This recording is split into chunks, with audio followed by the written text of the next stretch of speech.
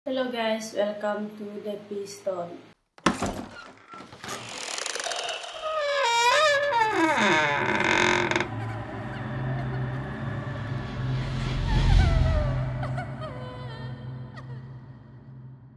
Oke guys, di video pertama ini kita akan membahas sebuah kasus yang sedang viral, yaitu seorang ibu yang tega memotong leher 3 buah hatinya.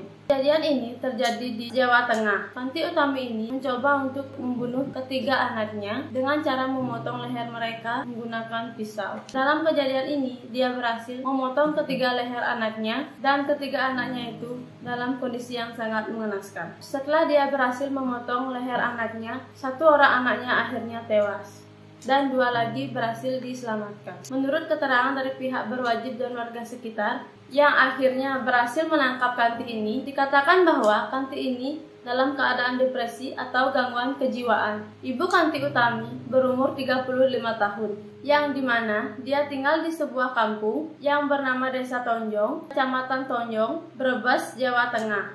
Nah, kejadian ini terjadi pada tanggal 20 Maret 2022. Sekarang kita masuk ke kronologinya.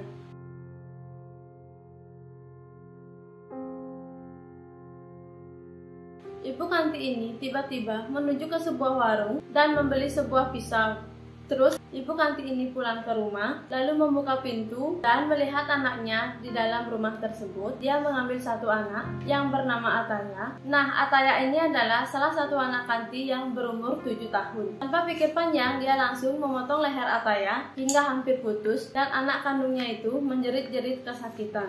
Karena leher Ataya ini hampir putus, akhirnya Ataya meninggal dunia seketika karena kehabisan darah. Setelah itu, dia melihat anaknya yang lain, anaknya yang paling tua, yang berumur 10 tahun. Dia langsung mengambil anak tersebut, dia taruh di sebelah Ataya, dan langsung dipotong lehernya. Nah, anak dia ini bernama Saki. Di saat dia memotong leher anak tersebut, atau si Saki ini hanya dipotong lehernya sedikit, dan dibiarkan begitu saja. Nah, setelah itu, dengan teganya, dia mengambil anak yang satu lagi, yang berumur 4,5 tahun, dan dia langsung potong lehernya. Nama anaknya ini adalah Emil.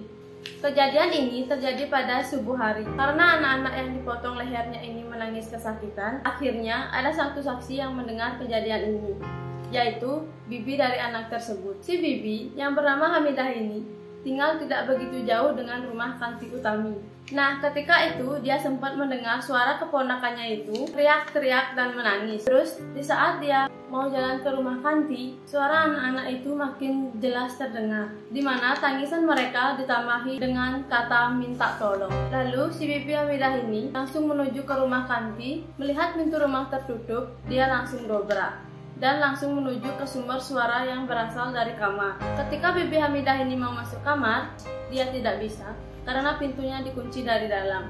Karena panik, Hamidah ini mencari bantuan kepada orang lain, lalu dia dibantu oleh Iwan, dan di saat itu Iwan mencoba mencongkel pintu kamar tersebut. Dan di saat itu juga bibi Hamidah ini ikut mencoba mencongkel pintu kamar tersebut, tapi tidak bisa. Akhirnya Iwan ini mendobrak paksa pintu kamar tersebut hingga terbuka, dan mereka kaget banget. Di kamar itu ada 3 anak kecil yang berjejer bersimbah darah. Di dalam kondisi tersebut, mereka langsung melihat Ataya yang sudah tidak lagi bernyawa, dan tanpa pikir panjang, dia langsung mengambil 2 anak lainnya yang bisa diselamatkan. Di dalam kondisi ini, sang ibu masih memegang pisau tersebut dengan bersimbah darah. Dan Hamidah dan Iwan ini langsung memanggil tetangga yang lain. Dengan kondisi dia berusaha menolong anak lainnya. 2 orang anak ini akhirnya dibawa ke rumah sakit Siti Aminah Bumi Ayu untuk mendapatkan perawatan yang lebih lanjut.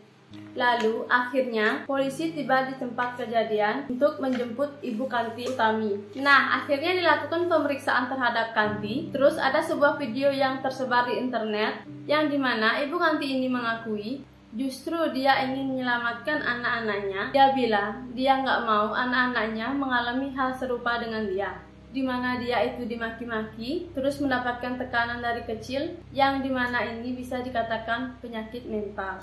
Kalian bisa dengar dulu ini videonya. Pengen disayang sama siapa? Sama suami. Suaminya di mana? Suami saya sering nganggur, saya nggak sanggup kalau kontraknya habis nganggur lagi. Kontrak apanya? Rumahnya apa kerjanya? Oh, Saya kenapa? menyelamatkan anak-anak. Biar nggak hidup susah. Emang hidup susah itu sama siapa? Gara-gara saya mereka hidup udah susah. Bingung mau tinggal di mana. Nah, itu dia video dan pengakuan dari Kang Ti Utami. Dari raut sang ibu, sepertinya tidak merasa bersalah dengan apa yang dia lakukan. Oke guys, jadi segitu aja penjelasan tentang kasus Kang Ti Utami ini. Terima kasih semuanya yang sudah menonton video ini. Untuk request video-video lainnya, kalian bisa langsung tulis di kolom komentar. Bye-bye!